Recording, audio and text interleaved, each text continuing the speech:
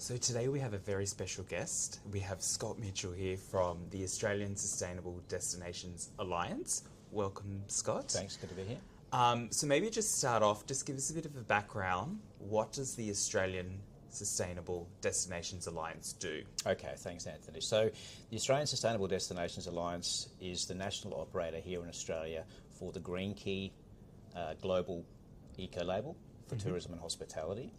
So we run the program here in Australia. We liaise with people like yourselves to certify their venues to the Green Key standards. Yeah, so very exciting for us because ProInvest is going on a journey of certifying our hotels with Green Key. Do you want to just explain what is Green Key? Sure. We know it's a ESG certification, but what does that mean? Okay, great. So yes, so Green Key is one of the oldest and best known eco labels for tourism and hospitality around the world. So it's been around for more than 30 years. Initially founded in Denmark. And basically, from a ESG point of view, it's an all-encompassing eco-label. So it looks at your sustainability of your building, your operations, how you liaise with guests and the communications to your guests, and also to your staff. So Green Key itself has around about 6,000 establishments that are certified in over 70 countries around the world. So it is a very large and well-known eco-label. Okay. And does it cover the, obviously you mentioned the E, but does it also cover the S side of ESG? Absolutely. So sustainability, I guess, is really the where the program and the criteria are firmly rooted. So it's really looking at your waste consumption and how you reduce that, energy consumption, water consumption, encouraging your guests to use sustainable transport options. So rather than hiring the car and driving the car around, maybe they can catch a bus, maybe they can catch a train, or maybe they can rent a bicycle. So it's very much based around sustainability initiatives, yes. Okay. So ProInvest, we've been on a journey with Neighbours, which is all about energy and water. We also are a member of GRESP. So how is Green Key different from a framework like GRESP? Okay, so it's a very good question. So those programs really are very, very beneficial, particularly around, as you say, the actual physical asset. So if we look at Neighbours, yes, around your energy consumption, your water consumption, and making sure that you're doing whatever you can to reduce, those elements of your operation. Green Key then, essentially what it does is then expands that, I guess, a little bit. So the work you're doing with GRESB and Neighbours becomes quite relevant because as you start registering your water and your waste and your energy consumption, those numbers are then plugged into the Green Key program, and we have criteria based around those elements.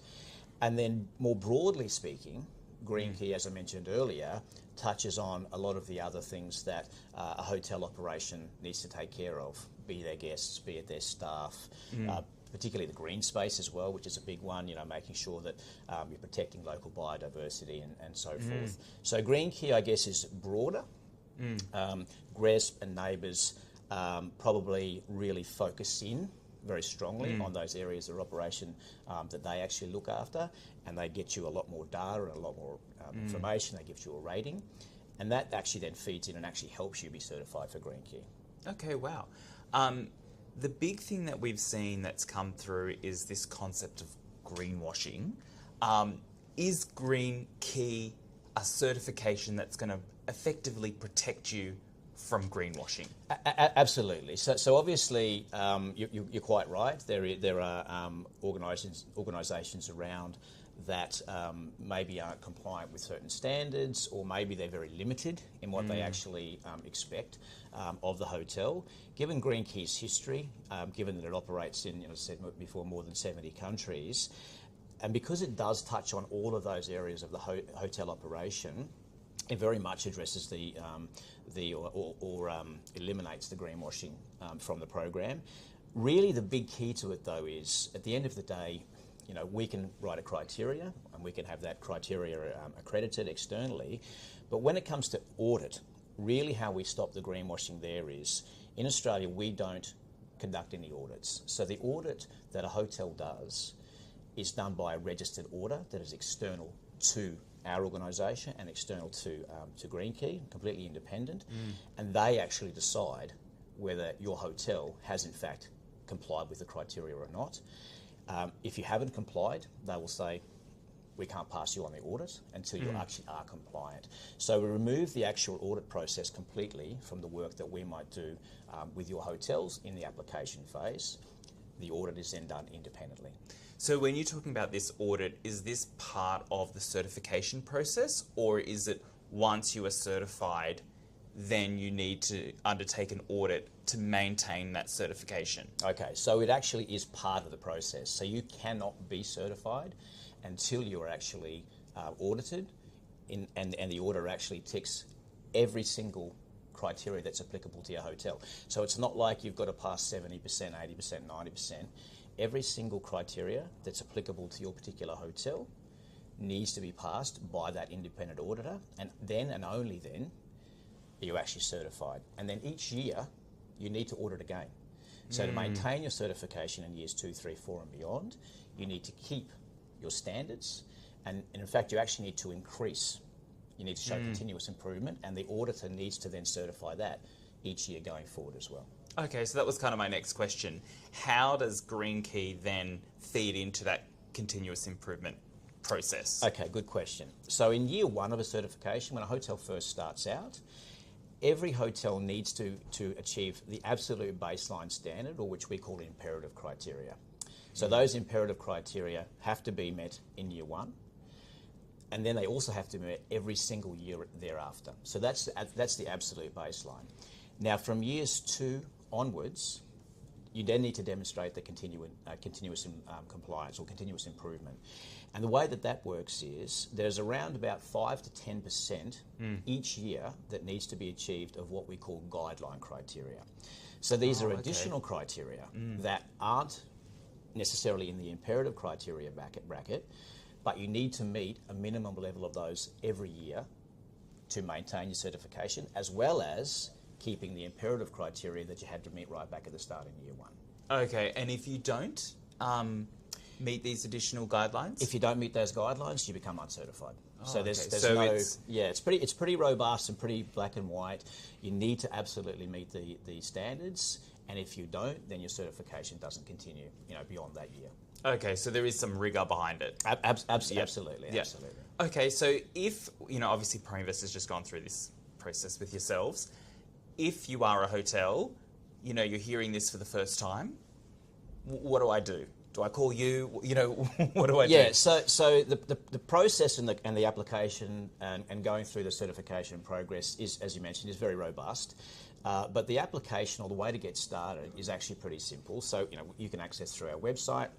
We have LinkedIn pages, or you just give me a call if that's the way you want to do it. Give me a call up. My phone number's there on the website. That's how we roll. So, look, it's all about actually making it easy and allowing a hotel or a group to to get started with the process as quickly as possible. And that's really actually important. What tends to happen is if the process kind of looks confusing, people tend to, I'll do it next week, or I'll do it next month, or I'll do it next year.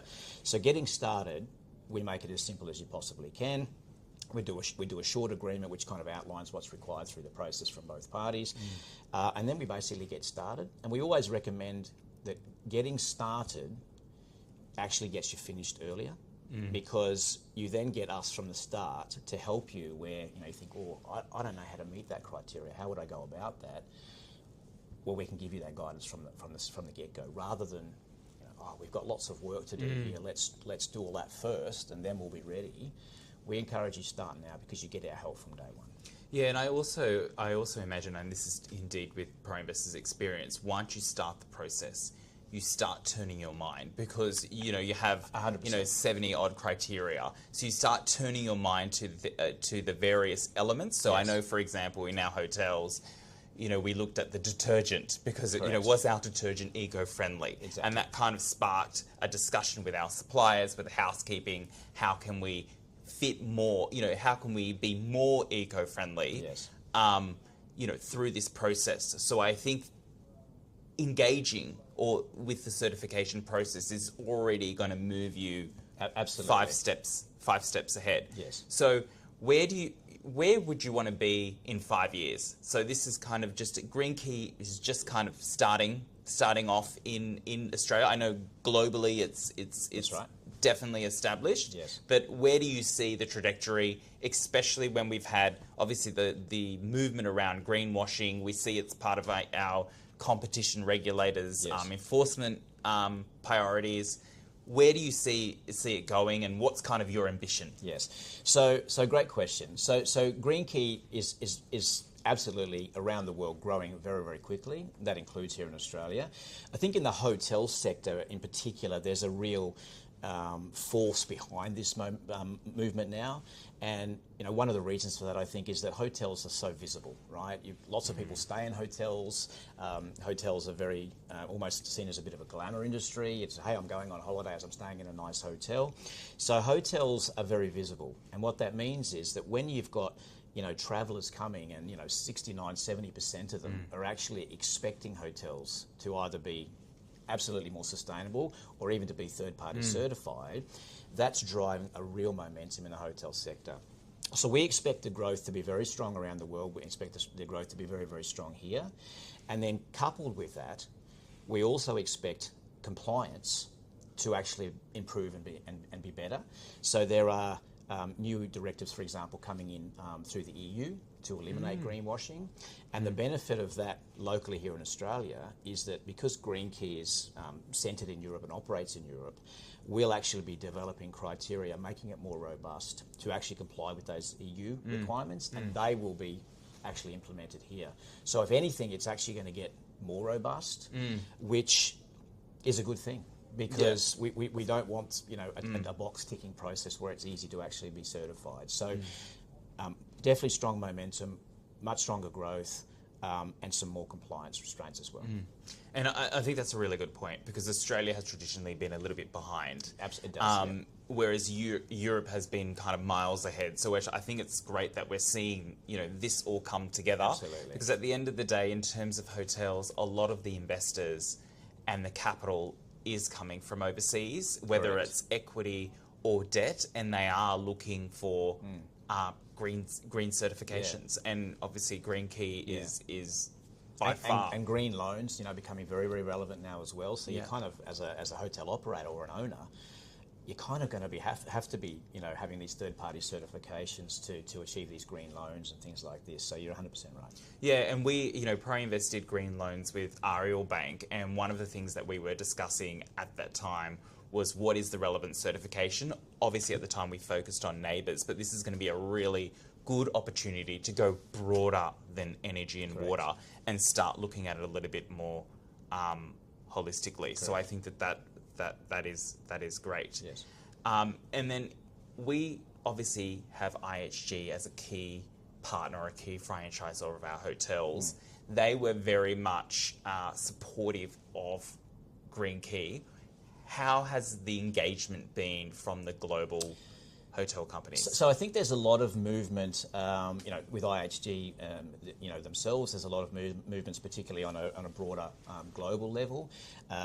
But the reality is that really every single major hotel group and almost every single minor hotel group, if I can use that word, is already going down this path. So you've got some of the big groups are already making this a KPI for their hotels to achieve by 2025 or by the end of 2026. So it's really gone now from it's nice to have it and maybe we'll have a competitive advantage for a little while. It's gone from that to I just have to have it. We have to have third-party certification, because if we don't, we're actually the one missing out and falling behind. So from a global perspective, and you're quite right in saying Australia is a little bit behind, but from a global perspective, that's exactly the direction of travel, is that really, within the next 2 years, I'd be very surprised if almost every major hotel group in Australia, and in fact the world, has not made this at least a KPI that you have to achieve as a hotelier to remain in the group. And do you think that they would go as far as kind of putting it, mandating it as a brand standard? I think so. I mean, we're already seeing some reflections of that within some of the groups around the world, where they are basically saying, look, you know, it is a KPI. It's one of the boxes you must tick to continue on with being, for using our brand, for example. But I also think owners and investment companies are kind of understanding that that's the direction of travel too. I mean, you know, hotel groups are really good at understanding, you know, where the market is heading and what the market's telling them, so they'll flag it with the owners. Of course, the owners generally hold the purse strings, so they need to be convinced, okay, there's actually value in that. And I think one of the key values of Green Key, and we're seeing this with ownership groups, is that actually being more sustainable is actually better for business. There are genuine cost savings that can be made. It's not just about marketing and being able to tick that box and say, yes, I'm eco-certified. There's actually genuine cost savings in reducing energy, reducing waste, reducing water. Yeah. Okay. Now, in terms of a harder question, I imagine a lot of people saying, I'm too small, you know, this is too costly. What are the costs involved in going on this journey? So it's a great question, and people are very surprised when they find out that actually it's relatively inexpensive. We'll generally be able to certify any hotel or small accommodation, or hostels for that matter, for under $2,000 per annum. So the cost of actually being certified is actually very, very minimal. It's a very, very small investment. Now, what happens off the back of that, of course, is you start to work out, okay, well, what changes do I need to make to my building, for example, right? So there can be some additional costs around, you know, being compliant with the criteria themselves. But those costs, really, I look at them as investments. I mean, if you reduce your water consumption by 30%, you're going to save roughly 30% on your water bills, you know, give or take. So they're really not costs; they're really investments anyway. And those costs or those investments and those cost reductions, they carry on forever. It's not just, hey, one time, 1 year. You get the benefit of those going forward every year. Yeah. And has that been your experience that when hotels are onboarded on a Green Key certification, is the investments largely accretive? Is there things that they have to do that is just a sunk cost? So, look, generally speaking, and I mean, if you look at, let's take the you mentioned before about the cleaning chemicals, okay? So that's one of the ones that is often comes up as like, oh, okay, we're not using cleaning chemicals that are eco-labelled. The cost to transition from products that aren't eco-labelled to products that are eco-labelled is generally either the same or very negligible. So there's an example of, look, it potentially might be expensive, but actually what's happening is these cleaning companies now, because there is such demand for these eco-labelled products, they're part of the standard suite anyway. So those costs are actually coming in line with the normal products you would actually have been buying anyway if you weren't buying the eco-labelled products. And I mentioned energy, I mentioned water, I mentioned waste is another one as well. Those costs generally are recouped pretty quickly and forever and a day. Yep. So there's not too much really that I can think of where it's just, hey, we just had to pay it and we can't get a return on that. There's generally a return on pretty much all of those things. Yeah, I think that's great, and that's definitely been in Pro Investors' experience. What do you see as the kind of big issues coming out in the next 5 years? It's definitely the compliance. It's going to be more stringent. There's no question about that. You mentioned the EU and Europe. They definitely are very much the leaders in sustainability. There's several countries in Europe where 100% or 99% of hotels are actually carrying an eco-label. And it's much lower than that in Australia. So Europe is kind of going to lead the charge on that, and they are absolutely determined to ensure that labels that participate in this space aren't greenwashing. So they're going to develop, and they already are in the process of developing much more stringent directives around what you need to do if you want to be an eco-label operating in Europe. And as I mentioned before, because we are going to follow that same trend, because Green Key is a global label, that will then be brought to Australia. So the Australian programs will also need to become more robust to meet the standards which we're going to bring to Australia over the next 3 to 5 years. Yeah, and then we saw this with modern slavery, where we have shifted from looking at the entire supply chain. And then on the ESG side, there's been, Scope 3 has obviously been a bit of a buzzword. How does Green Key help that whole supply chain process? Because at the end of the day, if we can get, it's not just the hotel, but if we can get our suppliers to lift their eco credentials, we're going to see the market shift. And presumably the cost for those detergents and eco-friendly products will also reduce, because resources are just going to be allocated to those eco-friendly products. So how do you see Green Key from a supply chain perspective, and are we going to see that same level of rigour that we saw in modern slavery, where slave labour, child labour, etc., where everyone's like a no? Is that going to be the same thing with? I think ultimately that's the direction we'll take. I don't think we're quite at that level yet. But again, looking forward, fast forwarding to what the EU and some of the things they're looking at, I think the answer is absolutely that it will be yes, particularly around product, right? I mean, if we take the example of the cleaning products we were speaking about before. You won't be able to be recognised, or the products that you're using in a hotel won't be able to be recognised as compliant by Green Key unless they're carrying an eco label that we've actually approved for the reasons you mentioned. So it's not simply saying, let's just pick an eco label, any eco label, and put that on the product and that'll be fine. There are certain eco labels that will be approved by Green Key and certain ones that won't. And the reason for that is, as you mentioned, is that we want to make sure that behind those products, in the production of those products, they're carrying valid eco labels, so that those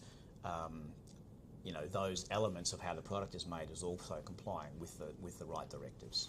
Yeah. Okay. Did you have any kind of final thoughts that you wanted to kind of share?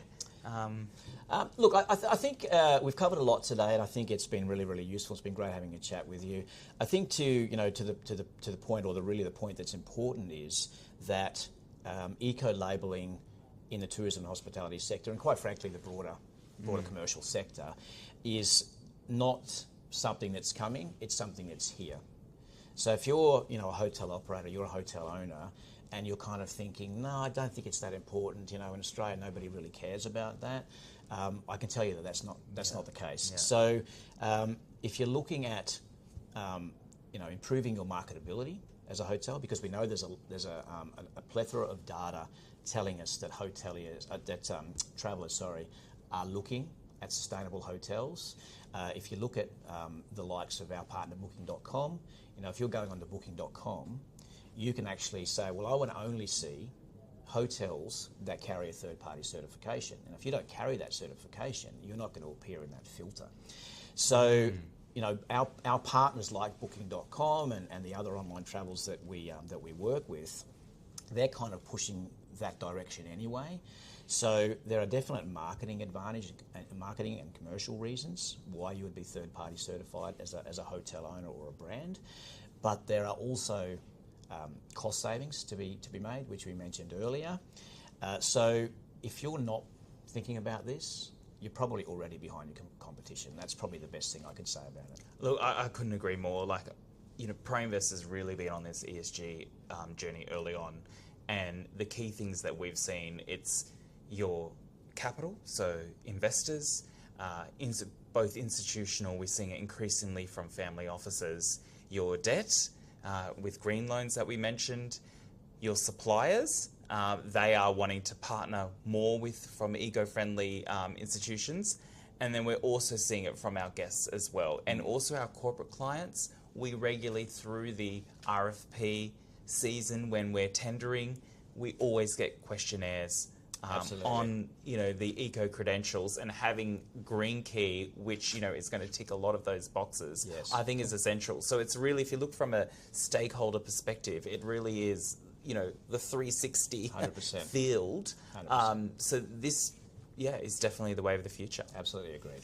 Thank you, Very Scott. I really appreciate this Thanks, chat. thanks, Anthony. Cheers. Thank you. Thank you.